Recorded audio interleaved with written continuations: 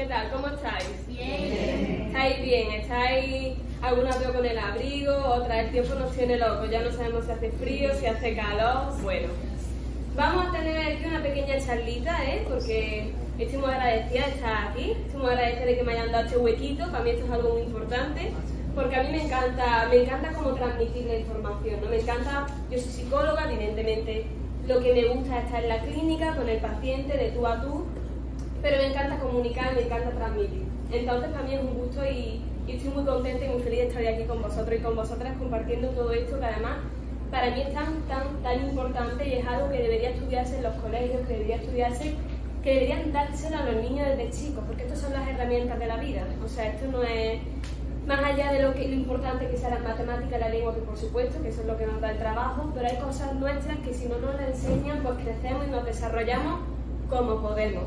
Y muchas veces de aquella manera, ¿verdad? Entonces hoy, que es hoy no es 25 de noviembre, pero hoy que estamos aquí para celebrar el 25 de noviembre, que es el Día de la Violencia contra la Violencia de Género, vamos a dar una pequeña charlita, ¿no? Y vamos a dar una charlita donde yo quiero resaltar algunas cosas. ¿Se me escucha bien en el fondo? Sí. Ah, vale, eso, como esto es tan grande, y digo, a ver si no se me va a escuchar.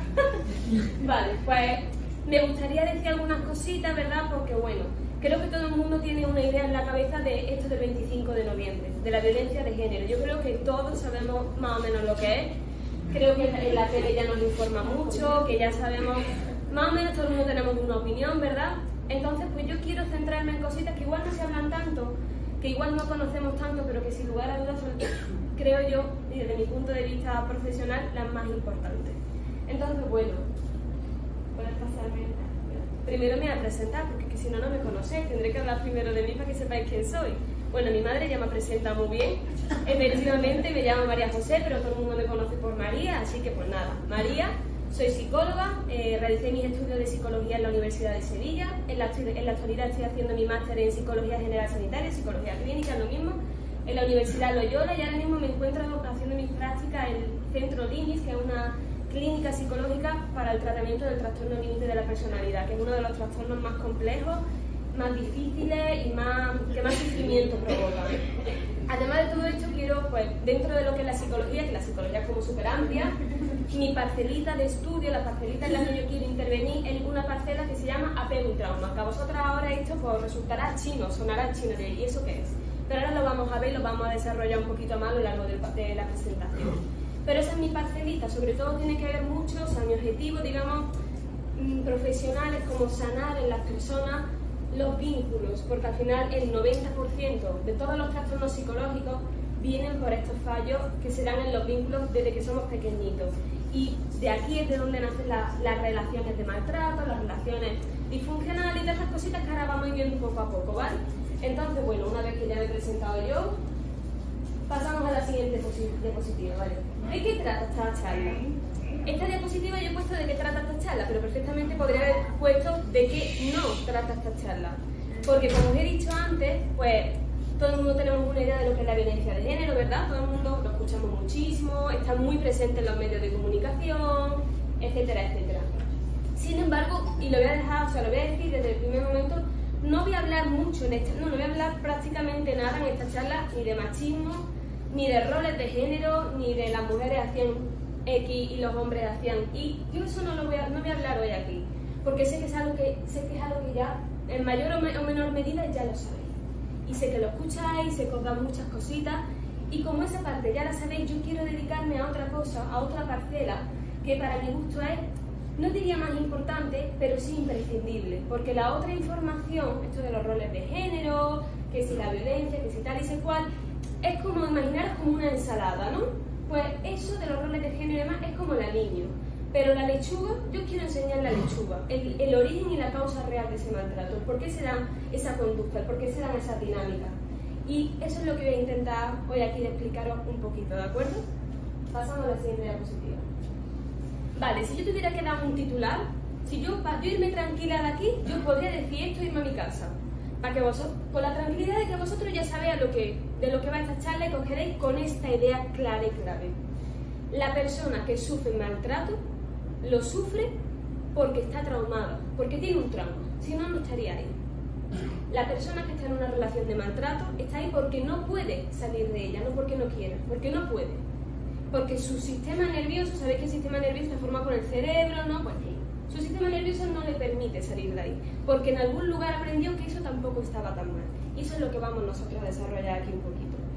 Como pones más abajo, las relaciones disfuncionales son el reflejo del trauma del apego. Sé que esto suena a chino y muy raro y muy extraño, pero lo vamos a desgranar poquito a poquito, para que sepamos un poquito esto de dónde viene. Vale, para mí esto es muy importante, porque claro, puedo hablaros del apego, puedo hablar de un montón de conceptos psicológicos que vamos a ver más tarde en la siguiente diapositiva, pero para mí es fundamental el contexto. Necesitamos un contexto porque, claro, cuando hablamos de relaciones, cuando hablamos del vínculo que hemos tenido con nuestros padres, que tiene mucho que ver con el vínculo que luego vamos a tener con nuestras parejas, necesitamos saber en qué momento histórico nos estamos moviendo. Y como yo lo primero que le pregunté a mi madre es la edad de las personas que iban a asistir a esta charla, porque evidentemente no puedo dar la misma charla para gente pues, de 20 años que para gente de 30, que para gente de 50, 60 o 70. Entonces, atendiendo a la edad del público que sois vosotros, para mí era muy importante hacer este contexto, un concepto histórico, y para esto hay que hablar de la España de la posguerra, que de esto vosotros seguramente sabréis bastante más que yo, porque vosotros lo habéis vivido. Yo lo sé de los estudios, pero vosotros no lo habéis vivido. Pero bueno, para mí, que como sabéis, estamos hablando de las relaciones, ¿vale? Cuando hablo de las relaciones, hablamos de los vínculos. ¿Qué son los vínculos? Pues son esas conexiones, esas interacciones que establecemos con los demás. ¿Y cuál es el vínculo básico? Esto quiero que lo tengáis muy claro. El vínculo básico y el vínculo a través del que construimos todas las demás relaciones es el vínculo con nuestros padres.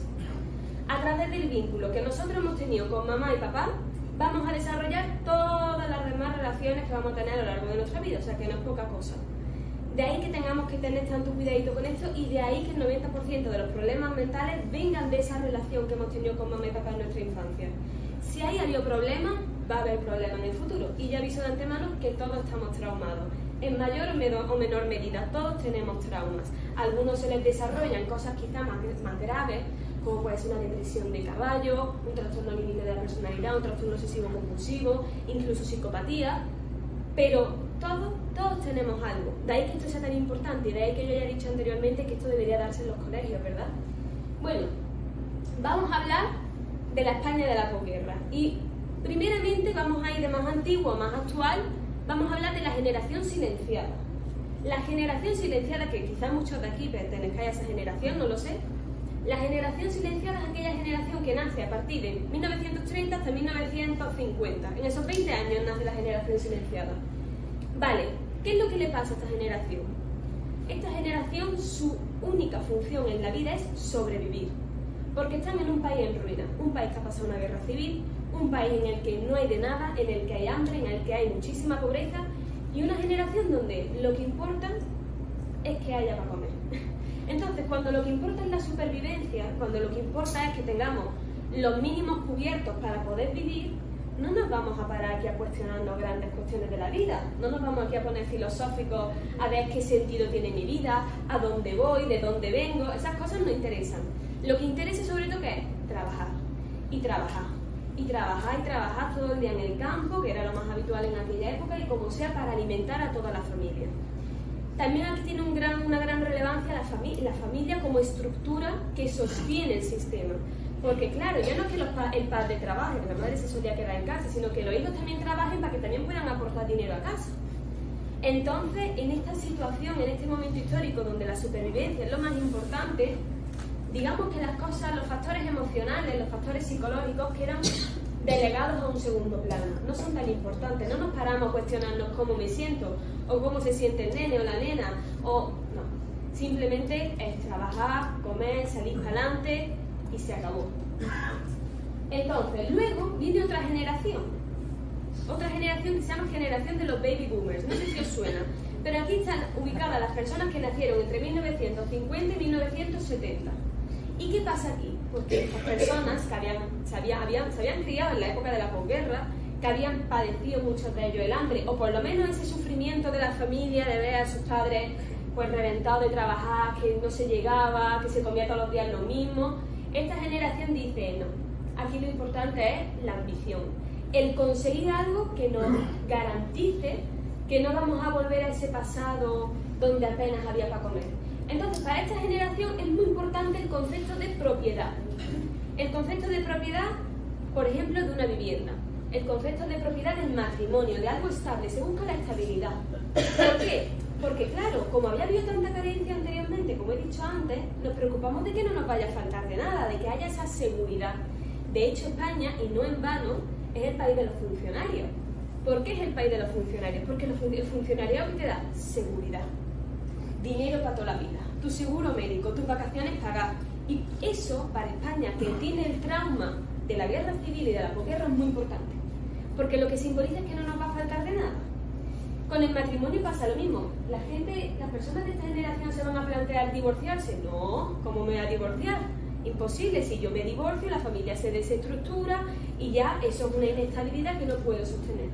Imposible. Entonces, lo más importante para estas personas esto es el tener un trabajo fijo, tener una vivienda y un matrimonio. Y de hecho hoy en día esto todavía se escucha, ¿no? Con mucha gente que quizás es más mayor, dice que yo no lo entiendo. Tiene un matrimonio, tiene una casa, tiene un trabajo, ¿qué más quiere? Claro, para las personas de esta generación eso debería serlo todo, porque a ellas se han desarrollado en ese contexto, donde eso era lo más importante. Entonces, si eso está, ya lo tenemos todo. Claro, aquí, de nuevo, ¿cómo se conoce? O sea, las parejas de estas generaciones, ¿cómo se conocen? Vosotros de esto sabréis más que yo, insisto, porque la habéis vivido, pero te quiero decir, aquí no nos planteamos si me gusta mucho o poco la persona.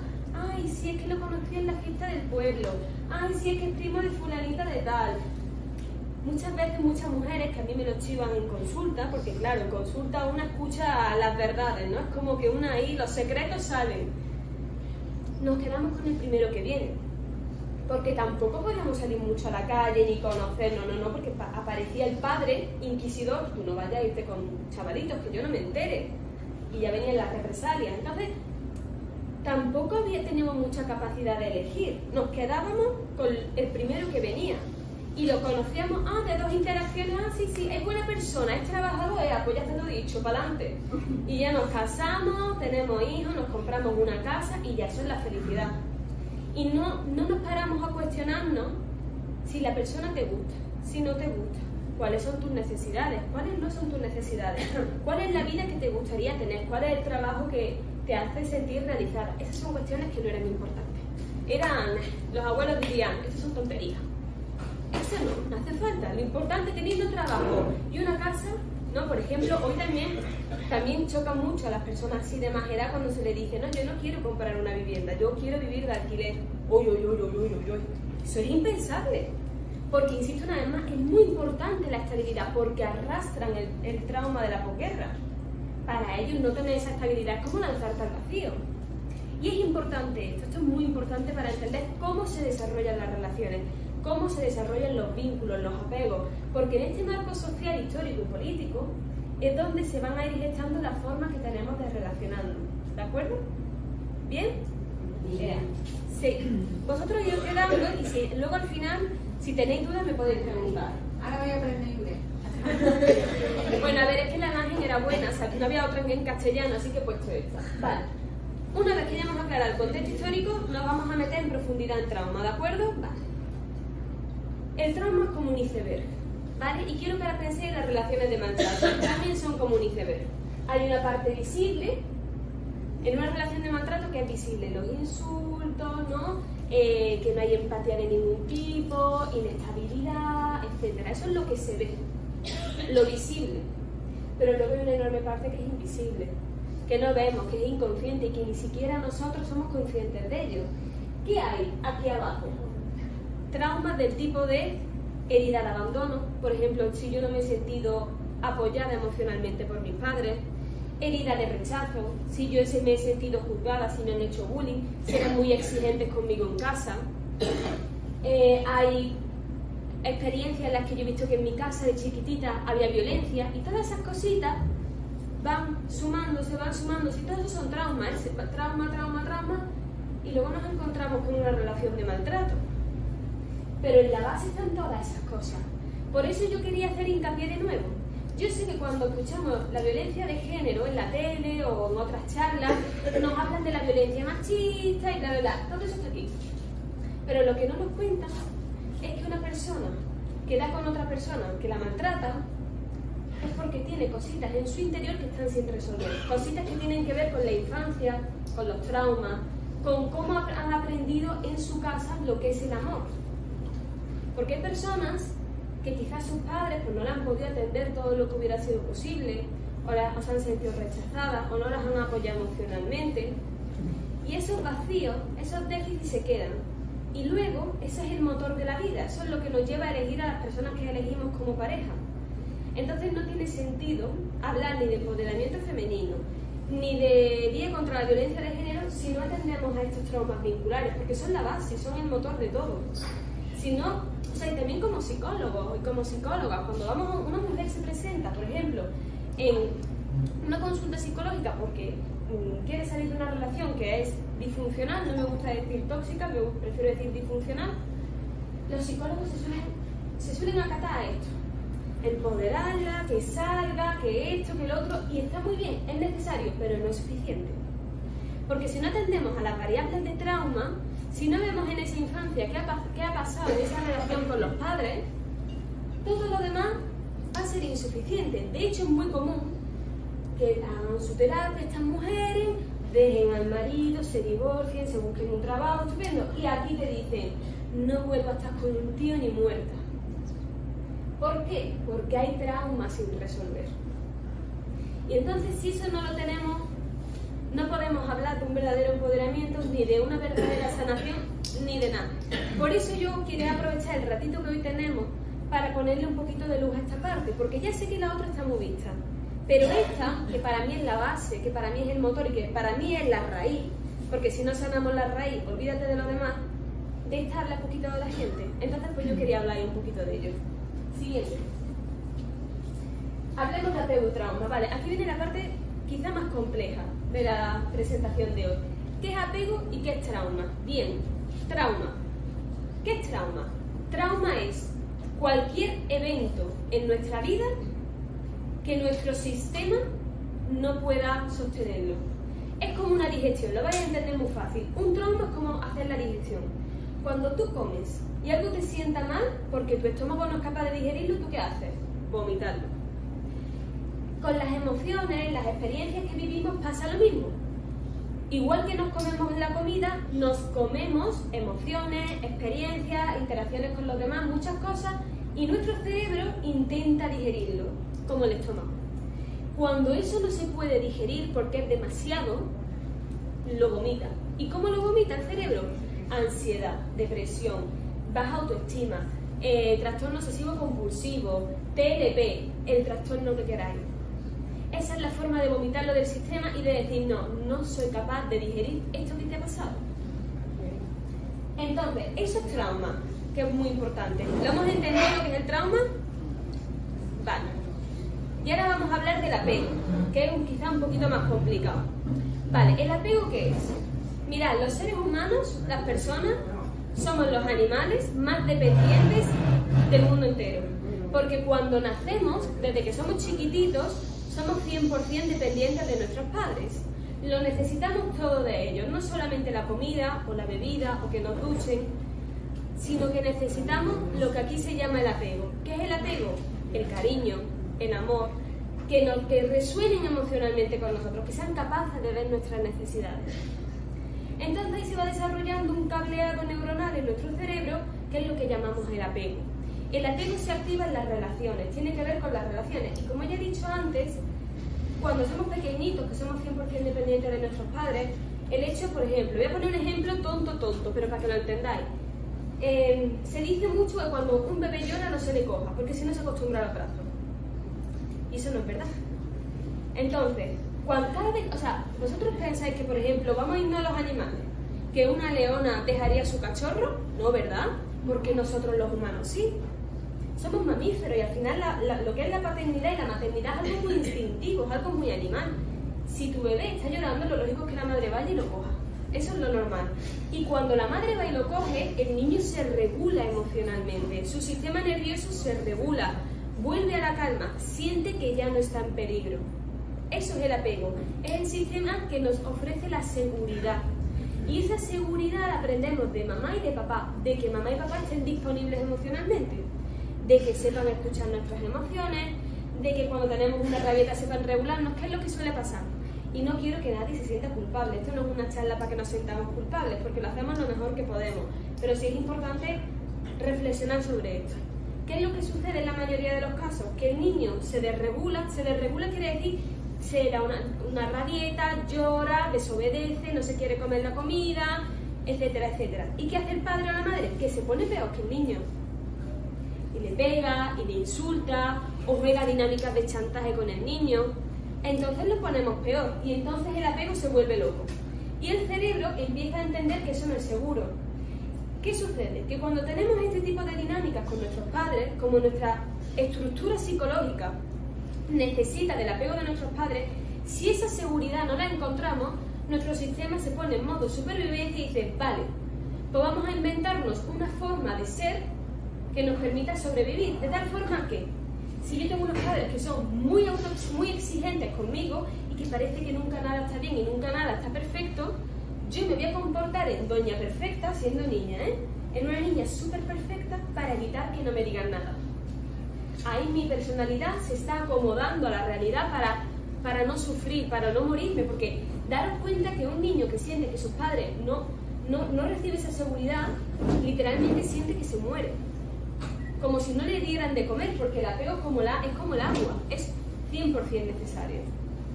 ¿Qué sucede? El cerebro repite lo que lee familiar, que cuando en casa hemos vivido este tipo de cositas, que hay violencia, que los padres pues no saben ver al niño, que son exigentes con el niño, que tal, el cerebro aprende que eso es lo normal, porque empieza a adaptarse y a generar estructuras para sobrevivir a eso. Entonces, en el futuro, así como empezamos nosotros a entender las relaciones, y en el futuro, cuando vamos a buscar pareja o nos la encontramos, buscamos a las personas, inconscientemente, insisto, que se parecen a eso que hemos vivido en casa. De tal forma que si mi padre era distante emocionalmente o era frío emocionalmente, me voy a encontrar a una pareja que sea fría emocionalmente. Y donde yo no me voy a sentir vista, igual que tampoco me sentí vista con mis padres. O si mis padres fueron muy exigentes conmigo y yo tengo poca autoestima porque soy muy perfeccionista, porque siempre tiene que estar todo perfecto para que esté bien, porque entiendo que si no soy perfecta, no soy querible, no puedo ser querida, me voy a encontrar una pareja que me va a devolver eso. Inconscientemente. Esto se entiende, ¿sabes? Porque el cerebro busca lo que es similar. Y si yo he aprendido que eso es lo seguro, voy a buscar lo similar de forma inconsciente. Porque las relaciones de pareja no reflejan la relación que hemos tenido con nuestros padres. Es decir, con nuestros padres se desarrolla todo el mecanismo en el cerebro de cómo relacionarnos. Y cuando nos vinculamos con nuestra pareja, se vuelven a activar los mismos mecanismos en el cerebro. Por lo tanto, todo aquello que no quedó resuelto cuando éramos chiquititos, de nuevo cuando tengamos pareja, va a volver a salir. La pareja es un espacio donde salen las mayores vulnerabilidades, todo lo que tengamos dentro va a salir. Y está bien que salga, no está mal, está bien que salga. Y porque es la oportunidad que nos da nuestro sistema para sanarlo, para poder reparar el daño. Entonces, aplicado a las relaciones de maltrato, para que vosotros lo entendáis, las mujeres que están en relaciones de maltrato es porque ya han vivido el maltrato antes en su casa. Es porque han aprendido que el amor es maltrato. Por eso están ahí. Si no, no estarían. Si no, la primera de cambio, al primer gesto de maltrato dirían, ahí te queda, adiós. Pero como en casa hemos aprendido que eso igual no está tan mal, pues nos quedamos porque decimos, bueno, es que igual no pasa nada. Si se ha cabreado un día no pasa nada. Porque como lo hemos visto antes, pues ahora tampoco pasa nada. Siguiente. Vale, ahora centrándonos en esto del apego, que insisto, el apego es el cómo nos relacionamos con los demás, es este mecanismo cerebral que se activa y que nos dice cómo nos relacionamos con los demás. Existen 4 tipos de apego. El primero lo voy a dejar para el último. Digamos que hay, pues eso, 4 tipos de apego. Hay 3 que digamos que son disfuncionales, es decir, que nos indican que la cosa no está bien, y hay uno que es el sano. Por eso lo voy a dejar para el final, porque se entiende mejor cuando me voy a explicar esto. Tenemos el apego ansioso ambivalente. El apego ansioso ambivalente se desarrolla cuando nuestros padres a veces han estado para nosotros y a veces no. Es decir, cuando mis padres a veces se muestran afectuosos conmigo, cariñosos, cálidos, me dan tranquilidad porque siento que me escuchan, que me entienden, que me dan el espacio para yo decidir, que no me agobian. Pero hay otras veces que no están. Hay otras veces que es como que desaparecen. Otras veces como que siento que están enfocados en el trabajo, que no están para mí. Entonces, el niño que aprende que el amor es intermitente, que el amor a veces está y a veces no está. Porque como mamá y papá a veces han estado y a veces no han estado, pues yo luego, cuando voy a buscar pareja, me encuentro con parejas que a veces sí y a veces no. A veces soy muy cariñoso contigo y a veces me alejo mucho, porque me agobio. Ese es el apego ansioso ambivalente. Con los hijos también, ¿eh? O sea, con los hijos esto se activa muchísimo. Con los hijos, por ejemplo, el apego ansioso ambivalente está muy preocupado todo el día por los hijos. Le vaya a pasar. Agobian, son los que agobian. Pasamos al apego evitativo. Vale. El apego evitativo se desarrolla en niños donde los padres han sido más fríos. Parece que el niño se podía criar solo. Es como, el niño lo hace solo, el niño no, es que se supone que debería hacerlo. El niño chiquillo es un niño, no lo ves que no puede. Que el niño necesita a sus padres, lo necesita para que les dé cariño y para que les dé autonomía. Claro, el apego evitativo está pasado a autonomía, porque básicamente los padres lo han dejado solo. Se iba al colegio solo desde muy chiquitito, o no había gestos de cariño en casa, ese tipo de cosas. Entonces se convierten en personas que evitan el conflicto, que no dan grandes muestras de cariño, que cuando alguien les muestra afecto, como que se saturan, porque no están acostumbrados. Cuando se convierten en padres, las personas con apego evitativo, como ya he dicho antes, son padres que el niño se cría solo. No necesita cariño, el niño que tenga su espacio, que él decida, sí, pero necesita otras cosas, necesita ver que estás ahí, ¿no? Y luego tenemos el apego desorganizado, que esta es la locura suprema. El apego desorganizado se desarrolla en niños donde los padres, y esto es heavy, ¿eh? O sea, esto es lo que se ve en terapia. El apego desorganizado se desarrolla cuando los padres, por un lado, le han dado cariño al niño y por otro lo han maltratado. Se dan esos niños donde por un lado los padres lo han acogido, le han dado mucho cariño, han estado ahí, lo llevan al cole, bla, bla, bla, pero por otro lado le metían palizas, les insultaban, los humillaban, a lo mejor luego no le daban los cuidados básicos como es darle de comer o vestirlo, ducharlo. Por ejemplo, padres drogadictos, padres muy agresivos. Aquí, esto en el niño genera una confusión mortal, porque tiene que partirse en dos, porque entiende que la persona que lo quiere es la persona que le hace daño. Es decir, genera amor hacia el padre, madre, y también odio hacia la madre y el padre. Esta gente luego está muy peleada con los padres, porque literalmente, como indica el nombre, es desorganizado. Lo mismo lo aman que lo odian. Y aquí, esto le pasa a muchos maltratadores, maltratadoras, porque entienden el amor que han recibido en casa es, sí, hay maltrato. Entonces lo que ellos desarrollan luego es maltrato. También las personas que reciben el maltrato, porque si han visto en casa que eso es normal, dicen, pues si luego me pasa tampoco es tan raro. Quizás desde la mente consciente, donde decimos, sí, esto es una barbaridad, pero inconscientemente seguimos ahí. Por lo tanto, ha habido una parte dentro de nosotras, que no ha entendido que eso no está bien. Y es ahí donde tenemos que actuar. Siguiente. Vale. ¿Qué sucede? Esto es muy importante que lo entendamos. Que nuestros padres, mamá y papá, son como los escultores de nuestra personalidad. Son los que nos definen, son los que nos han modulado, los que nos han dado forma. Son los que han hecho con nuestro sistema nervioso algo. Porque luego, si somos personas reguladas o desreguladas, si tenemos mejor o peor salud mental, va a depender todo de la relación con nuestros padres. Porque como dice aquí en esta frase, son los que nos esculpen cuando somos pequeñitos. Son los que nos enseñan desde chiquititos lo que significa el amor. Y esto no solamente se extiende a la pareja, también a los hijos, también a las amistades, a la autoestima, al autoconcepto, a muchas cositas. Por eso la figura de mamá y papá es tan importante. Y vuelvo a repetir, el 90% de los trastornos mentales viene de aquí. De que la relación en nuestra infancia con nuestros padres no estuvo bien. Siguiente, por favor. Esto es una pregunta interesante. ¿Qué hemos aprendido que es el amor? Porque, pero de verdad, o sea, porque podemos todo el mundo tener una idea en nuestra cabeza, por la película, por los posts que leemos en Instagram, de las que hacemos publicaciones, las psicólogas, sí, y a nivel teórico sabemos muy bien lo que es el amor sano, a nivel teórico, a nivel mental. Pero luego no lo sabemos realmente, porque si acabamos luego en relaciones de maltrato, porque hay una parte de nosotras que entiende que eso es normal. Entonces es importante que en terapia cuestionemos qué significa el amor para nosotras, porque si yo soy una mujer que estoy en una relación de maltrato, significa que mi sistema nervioso, mi cerebro entiende que el amor es maltrato. Y eso yo lo he aprendido en algún sitio. ¿Dónde? Probablemente en casa. Por eso es tan importante hacer estas revisiones. Siguiente. Vamos a seguir entrando en el trauma para que lo entendáis bien. Antes he explicado lo que es el trauma. Hemos dicho que cualquier suceso que el cerebro no es capaz de digerir. Vale. Hay traumas de dos tipos, con T mayúscula y con T minúscula. Mira, esto es como un vaso de agua. ¿Qué son los traumas con T mayúscula?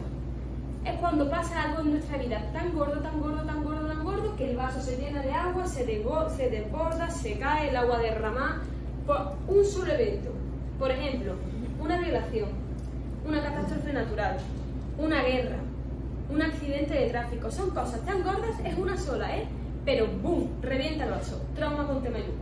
Eso hace que nuestro sistema dinamite, que explote, no sea capaz de digerirlo y reventemos. Y luego están los traumas con T minúscula, que aquí es donde a mí me gusta dedicarme. Porque estos son como más silenciosos, ¿sabes? Estos como más pequeñitos. Pero no por ello son menos importantes o menos graves. De hecho, están presentes en el 90% de los trastornos mentales. Que van llenando el vaso un poquito, pero como parece que no pasa nada, se llena, se desborda, pero luego vuelve. Estos son más sigilosos, vamos a llamarlo así. ¿Qué tipo de traumas son esos? No haberme sentido vista por mis padres, bullying, haberme sentido rechazada, violencia en casa, crítica, exigencia en casa, etc. De nuevo volvemos al trauma de la infancia. Y esos traumas son muy peligrosos porque, claro, todo el mundo entiende que si tú has sido violada o has tenido un accidente, claro, no vas a estar traumada, eso lo entiende todo el mundo. Pero no, la gente, o sea, por lo general no se entiende que esas otras cositas, no haberse sentido apoyada, querida, el que nos hayamos sentido abandonada, etc., no se suele entender que eso sea un trauma, y lo es, vaya que sí lo es. O sea, yo trabajo, estoy de práctica en una clínica de trastorno límite de la personalidad, todas tienen ese tipo de traumas, todas. Madres que caían en depresiones y que no podían estar pendientes de sus niños y por lo tanto los niños se han quedado traumados por herida de abandono. Madres también que han sido muy autocríticas consigo mismos y que eso mismo se lo han enseñado a su hijo y por lo tanto ahora los niños son, por ejemplo, pueden desarrollar una bulimia o una anorexia por esa autocrítica tan severa que tienen consigo mismos. Personas que se autolesionan, incluso que se cortan porque se odian a sí mismos porque han sufrido maltrato en casa, violencia física. Esos traumas son duros, y eso es lo que de verdad hay que trabajar en terapia fuerte. Siguiente diapositiva. Bueno, yo sé que estas cosas pueden remover un poco, porque yo sé que todo el mundo tenemos experiencias con esto, yo lo sé que todo el mundo, estas son las cosas que remueven. Entonces, bueno, respiramos hondo, con profundidad, pero verdaderamente esto es muy importante, porque es que si no, yo no puedo explicar el maltrato o las relaciones de violencia sin explicar esto. Entonces, bueno, seguimos. También existen otros tipos de trauma. Trauma por comisión y por omisión. Lo explico. El trauma por comisión quiere decir que ha pasado algo que no tendría que haber pasado. Una pelea física, maltrato físico, violación. Ha pasado algo que no tendría que haber pasado y la persona se queda traumatizada. Y luego está el trauma por omisión, que es algo que debería haber estado y no ha estado. Ya que aparece, me faltó el cariño de mis padres, me faltó el apoyo de mis padres no estuvieron lo suficientemente pendientes de mí, mis padres no supieron ver mis necesidades. Tenemos estos dos tipos de traumas, por comisión y por omisión. Por ejemplo, las personas que son narcisistas, ¿sabéis lo que es una persona narcisista? Una persona que necesita, está así como grande, ¿no? Que necesita grandiosidad, porque tiene un poco autoestima. Esas personas tienen trauma por omisión. No han tenido ese reconocimiento en su casa, no han tenido ese cariño en casa y lo tienen que suplir de alguna forma.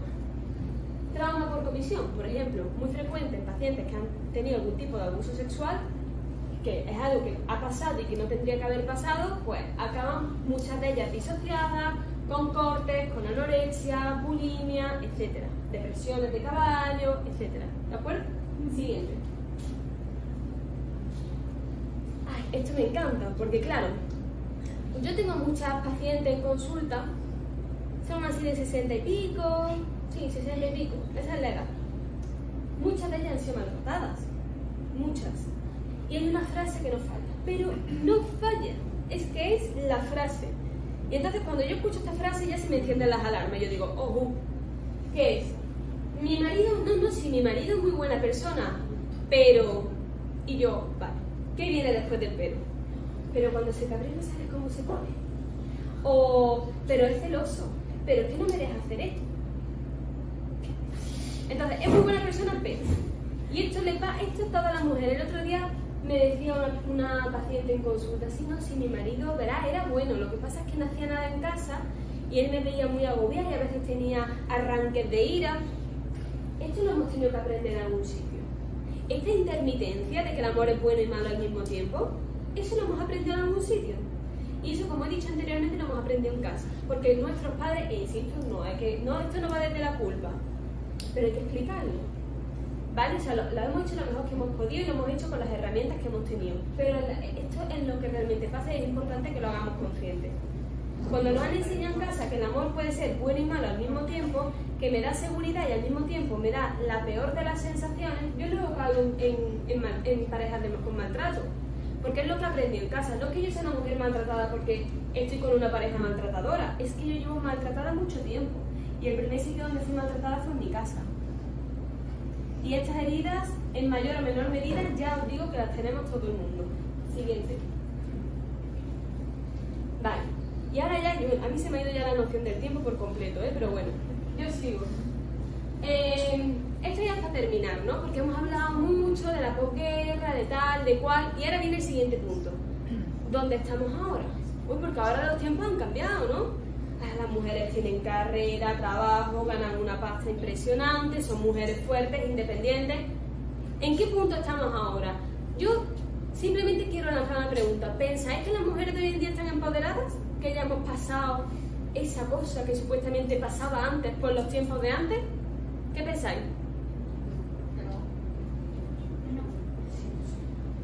Veo que sí, que no, más o menos. Que no hay un tanto por ciento que sí y un tanto por ciento que no, ¿no? Que depende, ¿no? Que lo tiene claro y hay quien no lo tiene tan claro. Vale. Bueno, pues vamos a hablar un poquito de esto. ¿Qué sucede? Claro, es que aquí está el quid de la cuestión. Que es verdad que estamos muy empoderadas económicamente, por ejemplo, porque tenemos nuestra carrera, nuestro trabajo, ganamos una pasta impresionante, tenemos nuestro coche, nuestra casa, vamos a nuestro gimnasio, salimos solas con nuestras amigas. Bueno, muy bien. ¿Pero realmente estamos empoderadas? Yo diría que no. ¿Por qué? Porque nos falta la parte emocional.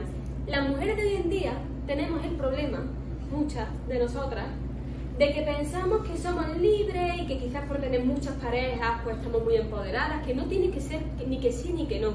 No es ni que sí ni que no. Pero nos falta todavía sanar traumas. Y como nos falta sanar traumas, resulta que la gran paradoja de hoy en día es que tenemos mujeres muy desarrolladas profesionalmente, económicamente, etcétera, pero que en lo emocional, cuando vamos al territorio de la pareja o de los hijos, resulta que están muy bajas de 60 años. ¿Por qué? Os lo repito de nuevo, porque no hemos tratado los traumas del apego, los traumas del vínculo. Por lo tanto, volvemos a reproducir lo mismo. Volvemos a caer en el mismo tipo de relaciones, relaciones disfuncionales, relaciones de maltrato, seguimos haciendo lo mismo. Es más, hoy en día pasa una cosa muy rara, porque hoy en día parece que una mujer empoderada es como una mujer antipática, es como una sargento semana, que no se ríe ni queriendo. Porque es como, mira, que yo tengo las cosas muy claras, sí, pero luego en lo emocional y en la pareja no tiene la capacidad de mostrarse vulnerable y de hecho, no en vano, hoy en día estamos en la época donde más problemas hay ginecológicos. Antes las antiguas, ¿no? Como dice, las antiguas tenían 7, 8 hijos y ahora para tener uno, ahora hay que darla de Dios para tener un niño. Y ahora endometriosis, y ahora varios poliquísticos. ¿Por qué tenemos tantas enfermedades ginecológicas hoy en día las mujeres? Porque estamos tan desconectadas de nuestro cuerpo y tenemos tanto trauma sin resolver y encima de todo nos creemos que estamos súper empoderadas que el cuerpo habla y por algún lado tiene que salir. Porque las mujeres de hoy en día hemos pensado que para ser empoderadas tenemos que desconectarnos de las emociones. Que la vulnerabilidad no existe, que no podemos expresar nuestras emociones ni nuestras necesidades, o si lo hacemos desde un lugar bastante feo. Entonces yo también quería hablar de cómo está la situación hoy en día, porque hoy también me encuentro muchas personas, muchas mujeres, ¿no? Que como muy normales, que ¿no? A lo mejor la han dejado con alguien y ahora se me descargan el Tinder y ahora se me van con 80.000, o sea, es como que no saben resolver en su interior las emociones. Porque hay que estar arriba, hay que estar empoderada. Y si yo soy un tiarrón que tiene tanto dinero, mi pedazo de puesto de trabajo, yo como voy a ser una mujer dependiente, no pues lo eres, porque tienes traumas sin resolver. Siguiente. Esto mira, hoy está aquí mi abuela, sentada. Esta frase es de mi abuela Mari, que está ahí, un aplauso para mi abuela Mari, venga.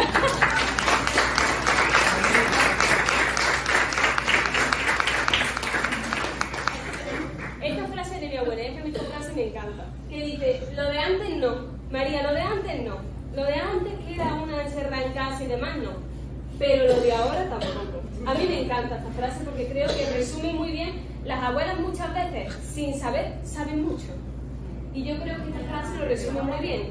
Antiguamente las mujeres estaban sometidas, sin economía, completamente dependientes, pero hoy en día pensamos que siendo mucho más empoderadas, en lo emocional y en lo relacional estamos más desarrolladas. Y es mentira.